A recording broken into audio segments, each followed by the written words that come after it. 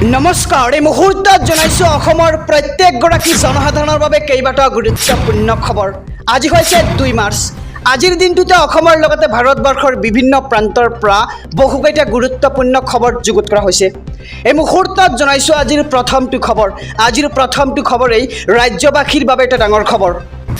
মেট্ৰিকত গণিতৰ প্ৰশ্নকাকত লৈ শিক্ষামন্ত্ৰী ডক্টৰ ৰণোজ পেগুৰ এক ডাঙৰ ঘোষণা। পাঠ্যক্ৰমৰ বাহিৰৰ প্ৰশ্ন আহিছে যদি সম্পূৰ্ণ নম্বৰ পাব শিক্ষাৰ্থীয়ে।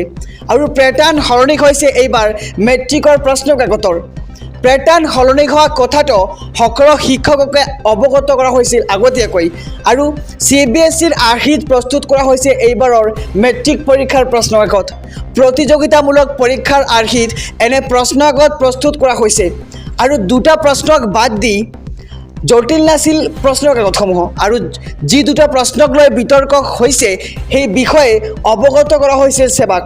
আৰু যদি পাঠ্যক্ৰমৰ বাহিৰৰ প্ৰশ্ন আহিছে তেনেহ'লে সম্পূৰ্ণ নম্বৰ পাব শিক্ষাৰ্থীয়ে।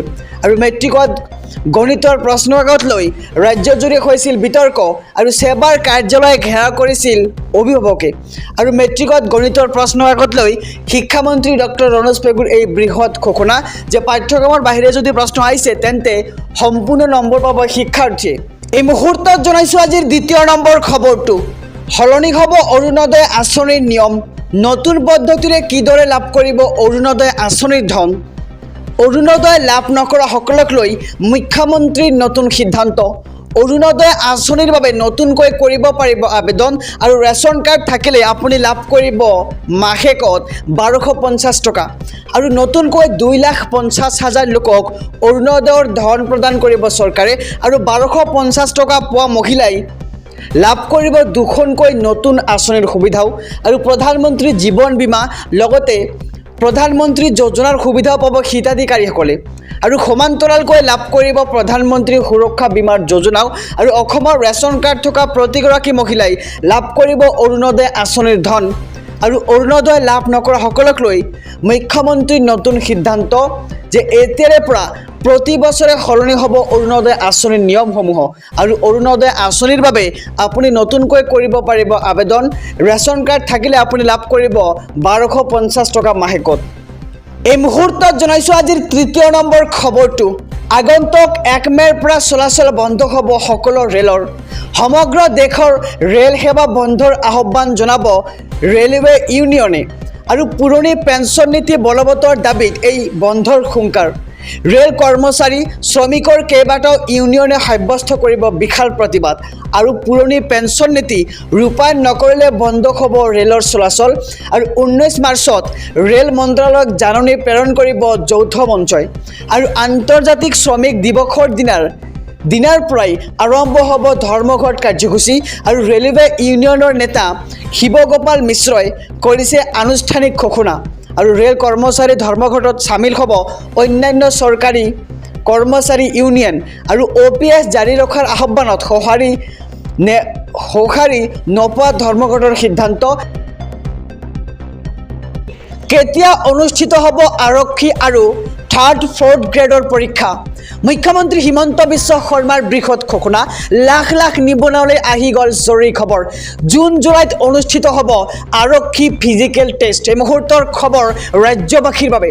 3য় 4ৰ্থ বৰ্গৰ নিযুক্তি পৰীক্ষা পাতিব অসম চৰকাৰে।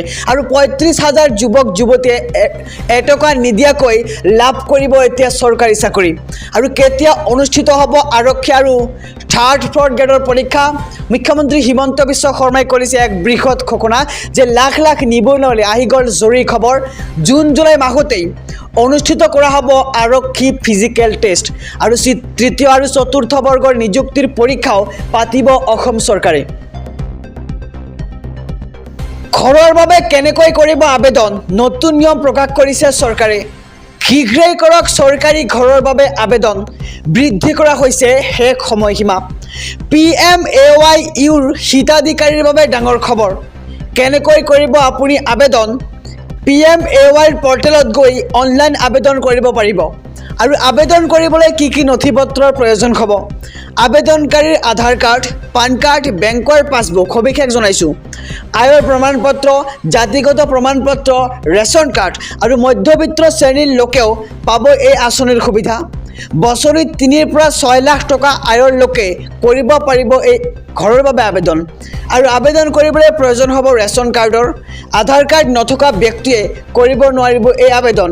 আৰু বেংকৰ পাছবুক, পান কাৰ্ড, আয়ৰ প্ৰমাণপত্ৰ থাকিব লাগিব, জাতিগত প্ৰমাণপত্ৰ আৰু এখন ৰঙীন ফটো লাগিব আপোনাৰ। আৰু আবেদনকাৰী ভাৰতীয় নাগৰিক হ'ব লাগিব। আৰু নিজৰ নামত কোনো চৰকাৰী ঘৰ থাকিব নালাগিব। আৰু আৰ্থিকভাৱে দুৰ্বল হ'ব নালাগিব। লগতে বছৰি আয় 3 লাখৰ পৰা 6 লাখ টকা হ'ব লাগিব। আৰু পকী ঘৰ থাকিব নালাগিব ব্যক্তিজনৰ। আৰু ঘৰত কোনো চৰকাৰী চাকৰিয়াল থাকিব নালাগিব।